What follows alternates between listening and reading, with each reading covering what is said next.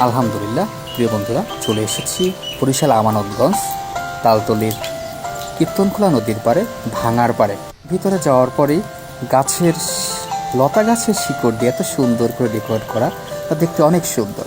তারপরে গেলাম ছোট ছোট কুটির ঘর, যা খুব সুন্দর। বন্ধুরা এসে সব জায়গায় মজা করতে পারে, গল্প করতে পারে।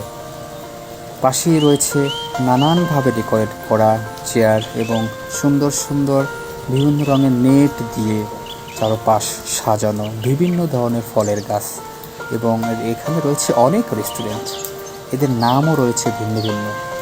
কোথাও শ্বশুরবাড়ি চাইনিজ রেস্টুরেন্ট, কোথাও আবার কাঁটা চামচ, কোথাও রয়েছে আবার পাহাড়ি হাওয়া, নানান রকমের নাম।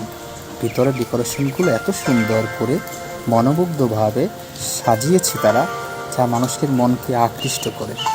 উপর থেকে সিঁড়ি বেয়ে নিচে নামার যে ফিলিংসটা, অন্যদিকে বাতাস প্রবাহিত হওয়াটা অনেক সুন্দর।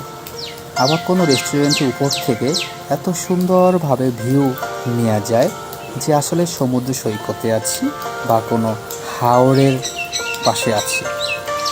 হাওরের এবং সমুদ্র সৈকতের একটি ফিল পাওয়া যায়, অনেক সুন্দর।